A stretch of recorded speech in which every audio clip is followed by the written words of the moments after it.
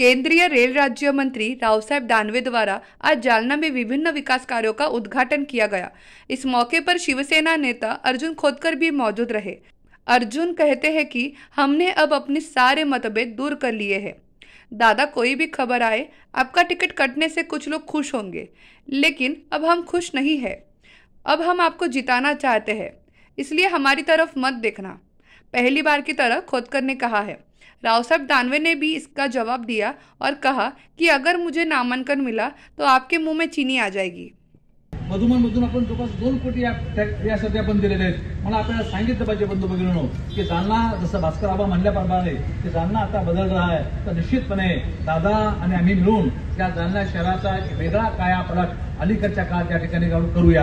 आम्ही आमचे सर्व मतभेद घालून टाकलेले आहेत। आम्ही निश्चितपणे आता सर्व मतभेद बाजूला करून पुन्हा एकदा या ठिकाणी आपला माणूस पुन्हा लोकसभेवर कसा जाईल, पण तो दादाच्या माध्यमातून कसा जाईल।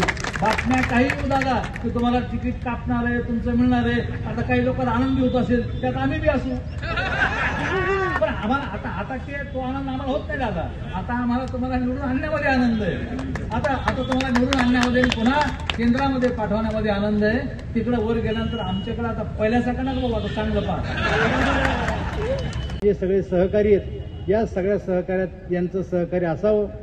अर्जुनराव, तुम्ही सांगितलं की आता कोणीतरी तुमच्यापैकी बोललं की रावसाहेब दानवे म्हणते तिकीट मला मिळेल का नाही मिळेल, पण तुम्ही उमेदवाराची घोषणा करून टाकली माहिती तुम्ही।